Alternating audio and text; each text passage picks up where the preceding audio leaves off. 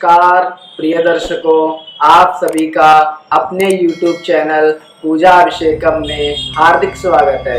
मैं आचार्य अभिषेक शुक्ल आज आप सभी लोगों को बताऊंगा श्रावण माह का महत्व क्या है। श्रावण माह ही भगवान भोलेनाथ के लिए अति प्रिय महीना क्यों माना जाता है। तो हम सर्वप्रथम यह जानेंगे कि भगवान भोलेनाथ का श्रावण महीना अति प्रिय महीना इसलिए माना जाता है क्योंकि भगवान भोलेनाथ को श्रावण माह में जल चढ़ाने से वह अति प्रसन्न हो जाते हैं।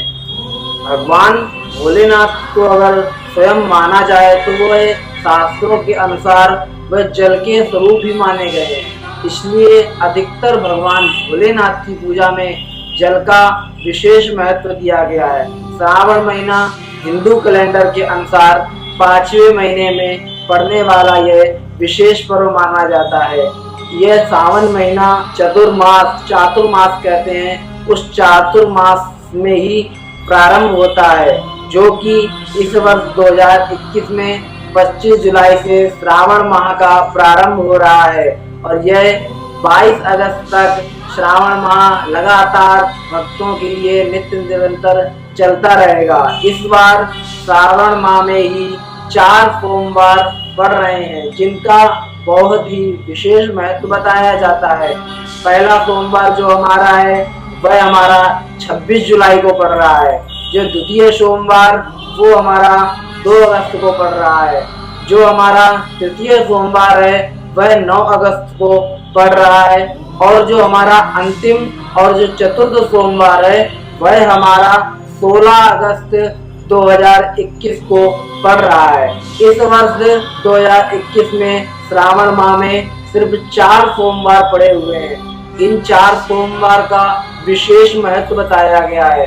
कुछ लोग का तो कहना है कि यही 4 सोमवार हैं, ये 4 वेदों से ग्रहित किए गए हैं, यजुर्वेद, सामवेद, अथर्ववेद और ऋग्वेद। इसलिए इन 4 सोमवार में अनेक स्त्रियां व्रत इत्यादि करती हैं और अपने पति की मंगल कामना के लिए व्रत रखती हैं। जिन कन्याओं का विवाह नहीं हुआ है वह कन्याएं अपने योग्य पति पाने के लिए श्रावण माह में पड़ने वाले सोमवार को वह लोग व्रत करती हैं। प्रातः काल सूर्य उदय से पूर्व उठकर भगवान सूर्य को अर्घ दे करके वह भगवान भोलेनाथ को दुग्ध द्वारा, जल द्वारा, अक्षत द्वारा, उनसे जैसी भक्ति श्रद्धा भाव उनके जैसे होते हैं उसी सामग्री के अनुसार भगवान भोलेनाथ को वह सब सामान अर्पण करके उनसे अपने वर के लिए, अपने विद्या के लिए, सभी प्राणी अनेक अनेक कामनाओं के लिए भगवान भोलेनाथ से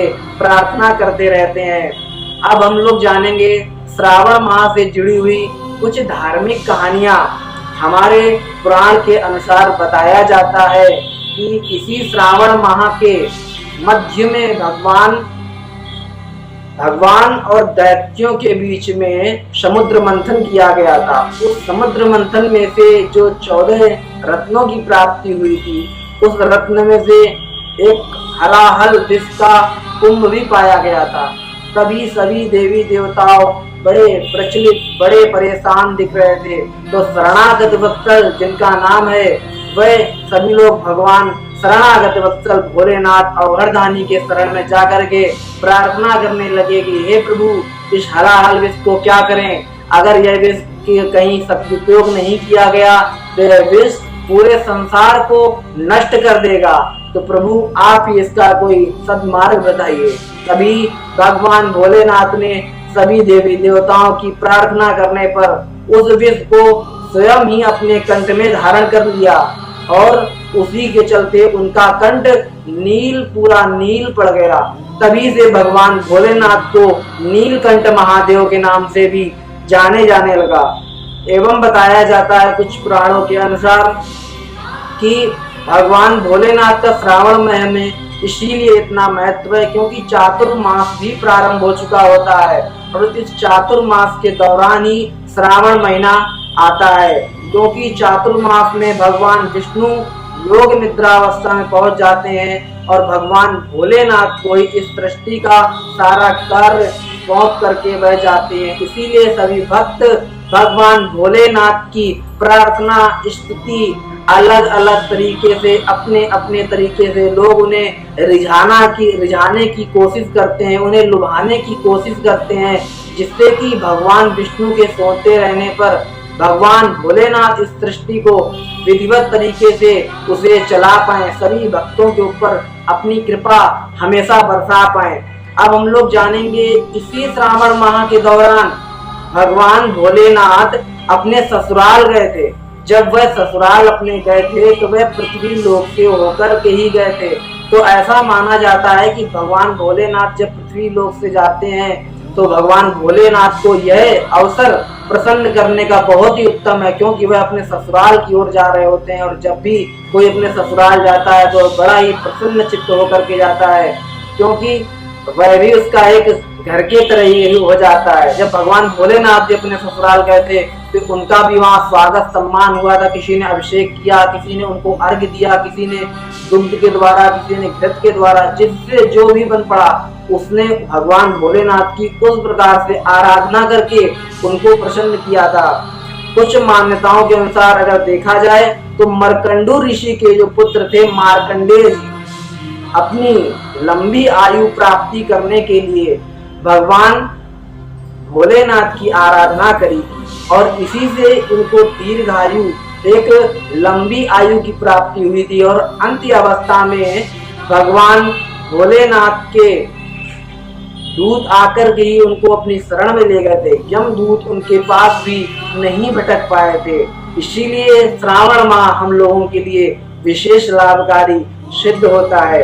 अब हम लोग जानेंगे कि श्रावण माह में पड़ने वाले विशेष त्योहार हमारे क्या हैं। श्रावण माह में हमारे नाग पंचमी पड़ता है, जो कि शुक्ल पक्ष की पंचमी तिथि को मनाया जाता है। यह नाग पंचमी का त्योहार भी बहुत ही विशेष फलदायी है। इस दिन हर प्राणी भगवान भोलेनाथ के वाहक सवारी, उनके गणों की पूजा करके, भगवान नाग की पूजा करके उन्हें प्रार्थना करते हैं कि प्रभु आप हमेशा इस वर्ष हमारी रक्षा करते रहें। ऐसी प्रार्थना करते हुए सभी प्राणी नाग देवता की पूजा पाठ इत्यादि करते हैं। उसके बाद देखा जाए तो कजरी तीज मनाया जाता है। इसी दौरान कजरी तीज जो हमारा है, यह हमारा विशेषतः ये छत्तीसगढ़ एवं मध्य प्रदेश की तरफ मनाया जाता है। इस त्योहार को गांव में किसान, महिलाएं इत्यादि बहुत ही हर्ष उल्लास से इस त्योहार को मनाते हैं। श्रावण माह के ही पूर्णिमा वाले दिन रक्षाबंधन का भी एक विशेष त्योहार मनाया जाता है। यह त्योहार भाई और बहन के प्रेम का एक विशेष त्योहार माना जाता है, जिससे कि भाई अपने बहन की रक्षा करने का अपने बहन से वादा करता है और बहन भी अपने भाई की रक्षा के लिए उसके हाथ में एक कलावा रूपी एक धागा से उसे सुरक्षित रक्षा सूत्र जिसे हम लोग कहते हैं वह बांधकर अपने भाई की दीर्घायु की, अपने भाई की अच्छे रहने की कामना करती है। एवं हम लोग मानेंगे अब कि सोमवार का क्या महत्व है। आप लोग जानते होंगे सोम का सीधा अर्थ निकल रहा है कि चंद्रमा। भगवान भोलेनाथ का अति प्रिय शिष्य चंद्रदेव थे। चंद्रदेव को ही भगवान भोलेनाथ ने अपने मस्तिष्क पर उन्होंने स्थान दिया। भगवान भोलेनाथ के ही मस्तिष्क में सोम रस का पान करते हुए चंद्रदेव नित्य निरंतर उनके जटाओं में विराजमान रहते हैं। इसीलिए भगवान भोलेनाथ की पूजा, आराधना, रुद्राभिषेक इत्यादि करने के लिए यह एक विशेष दिन माना जाता है। इस दिन भगवान भोलेनाथ की पूजा पाठ करने से वह अत्यंत प्रसन्न हो जाते हैं और यथा शक्ति, यथा वर, जो भी व्यक्ति जो भी इच्छा से उनसे वर मांगता है वह भगवान भोलेनाथ उसे तुरंत ही प्राप्त करवा देते हैं। यह जो नाग पंचमी का त्योहार है, इस दिन कहा जाता है कि अगर कोई काल सर्प दोष की पूजा करवाए, जिसकी कुंडली में काल सर्प दोष से ग्रसित है, वह व्यक्ति काल सर्प दोष की पूजा करवा करके अपने जीवन में आने वाली समस्याओं से बाहर निकल सकता है। काल सर्प की पूजा के लिए नाग पंचमी का दिन बहुत ही महत्वपूर्ण दिन बताया गया है। अब हम सभी लोग जानेंगे कि श्रावण माह में बिल्वपत्र का क्या महत्व है। एक बहुत ही रोचक कथा बताई जाती है कि एक शिकारी प्रतिदिन जंगल में शिकार किया करता था, लेकिन किसी दुर्भाग्यवश एक दिन वह एक वृक्ष पर बैठा हुआ शिकार के इंतजार में शिकार को निहारता हुआ बहुत ही विलंब हो गया, लेकिन कोई भी शिकार उसे दिखाई ही नहीं दे रहा था। तभी वह शिकारी अपने मन को कोसते हुए पेड़ में से एक एक पत्ता तोड़ करके वह नीचे की ओर फेंकता चला जा रहा था और अपने आप को वह कोस रहा था कि मैं कितना पापी हूँ कि डेली ही मैं शिकार करता हूँ, जानवरों की हत्या करता हूँ। और ऐसे अपने आप को कोसते हुए पत्ता जो वह पृथ्वी लोक में डाल रहा था नीचे की ओर, वह पत्ता भी किसी भाग्यवश एक ऐसा योग बना कि वह पत्ता भगवान भोलेनाथ की शिवलिंग के ऊपर ही अर्पण हो रहे थे। और भगवान भोलेनाथ ने ऐसा भक्त की कामना देख करके वह अत्यंत प्रसन्न हो गए और उन्होंने उस शिकारी को एक सच्ची राह दिखाई।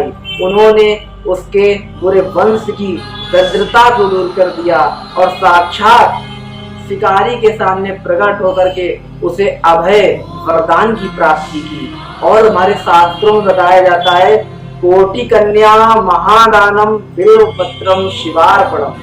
कोटि कन्याओं, जो हमारे सबसे बड़ा दान बताया जाता है कन्यादान, करोड़ों कन्याओं के दान के बराबर। सिर्फ एक बिल्वपत्र भगवान भोलेनाथ पे अर्पण करने से हमें उतने ही फल की प्राप्ति होती है कि जितना हम लोग करोड़ों कन्याओं का दान करके पुण्य की प्राप्ति करते हैं। इसीलिए प्रिय दर्शकों, आज सभी लोग भी भगवान भोलेनाथ पे श्रावण माह में बिल्वपत्र अवश्य चढ़ाएं। बिल्वपत्र चढ़ाने से आपकी हर मनोकामनाओं की पूर्ति अवश्य होती है। अब हम सभी लोग यह जानेंगे कि भोलेनाथ की हमें श्रावण माह में पूजा पाठ किस प्रकार से करनी चाहिए।